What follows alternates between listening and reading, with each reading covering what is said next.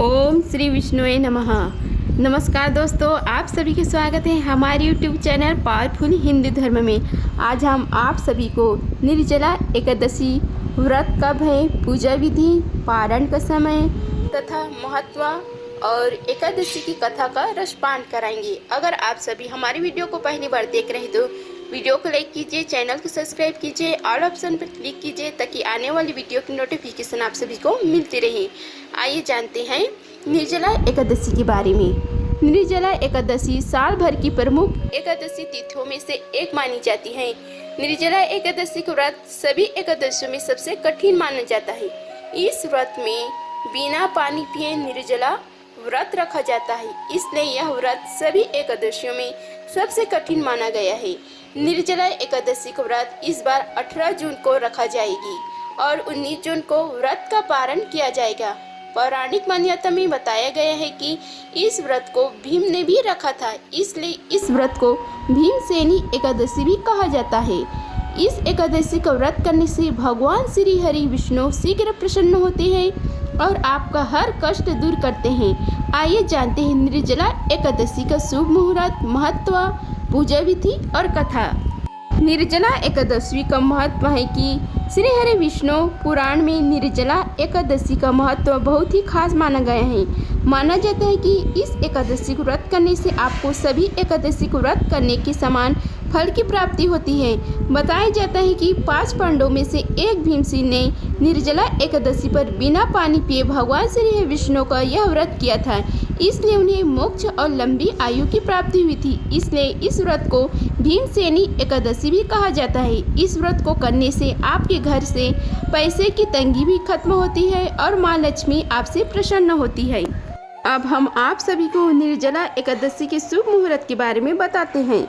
निर्जला एकादशी का आरंभ 17 जून को सुबह 4:43 से आरंभ होगी और इसके बाद 18 जून को सुबह 6:24 तक रहेगी। निर्जला एकादशी व्रत का 18 जून को रखा जाएगा और इस व्रत का पारण अगले दिन सुबह 19 जून को दान पूर्ण करने के बाद होगा। अब हम आप सभी को निर्जला एकादशी की पूजा विधि के बारे में बताते हैं। निर्जला एकादशी के दिन सुबह जल्दी स्नान करके दिन का आरंभ सूर्य देव को जल चढ़ाकर करें। मन ही मन भगवान श्री हरि विष्णु और माँ लक्ष्मी का स्मरण करते हुए अपने मंदिर की साफ सफाई कीजिए और फिर व्रत करने का संकल्प करें। लकड़ी की चौकी पर पीला कपड़ा बिछाकर भगवान श्री हरि विष्णु और माता लक्ष्मी की मूर्ति स्थापित कर लें। मूर्ति को गंगा जल से स्नान करवाएं और उसके बाद भोग आरती के साथ विधि विधान से श्री हरि विष्णु और माता लक्ष्मी की पूजा करें। भगवान को पीले फूल, पीले फल, पीले अक्षत और माँ लक्ष्मी को खीर का भोग अवश्य लगाएं। विष्णु सहस्त्र नाम और विष्णु चालीसा का पाठ करें। फिर पूरे दिन श्रद्धा भाव से भगवान का व्रत करें और पूजा पाठ में मन लगाए रहे। अब हम आप सभी को निर्जला एकादशी व्रत में और पारण के समय में जो शुभ योग का निर्माण हो रहा है उसके बारे में आप सभी को बताते हैं।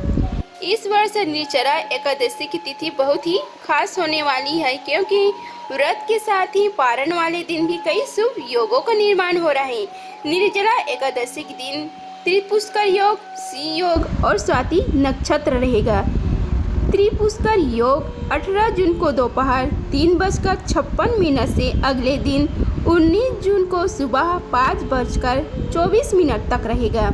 वहीं सिंह योग का निर्माण सुबह से लेकर रात 9:39 तक रहेगा तथा स्वाति नक्षत्र योग है दोपहर 3:56 तक। व्रत के समय ही निर्जला एकादशी का पारण करने वाले भी इस साल शुभ योग रहेंगे। 19 जून को सुबह निर्जला एकादशी के पारण पर स्वार्थ सिद्धि योग, रवि और अमृत सिद्धि योग का निर्माण हो रहेगा। इस शुभ योगों में किसी भी पारण से व्रत सफल होता है और अच्छे पूर्ण फल की प्राप्ति होती है। अब हम आप सभी को निर्जला एकादशी व्रत की कथा का श्रवण कराते हैं। आइए श्रवण कीजिए कथा का।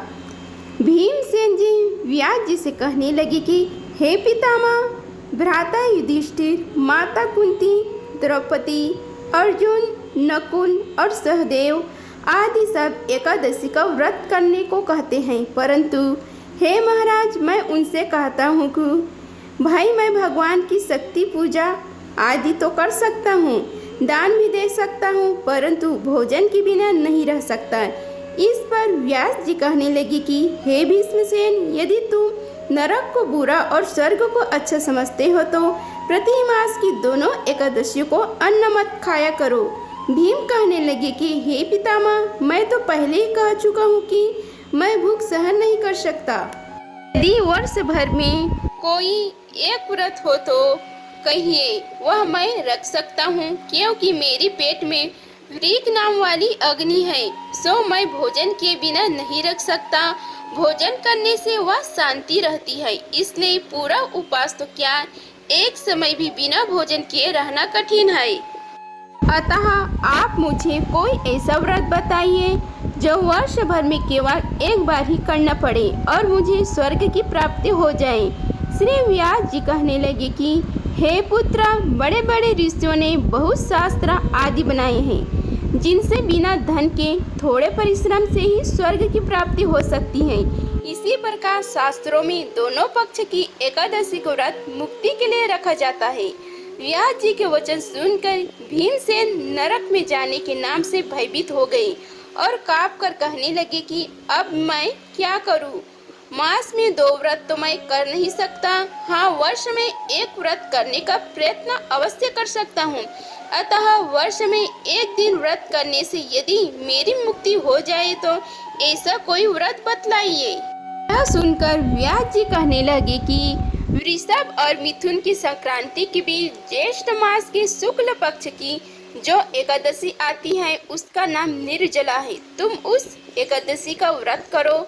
इस एकादशी के व्रत में स्नान और आचमन के सिवाय जल वर्जित है।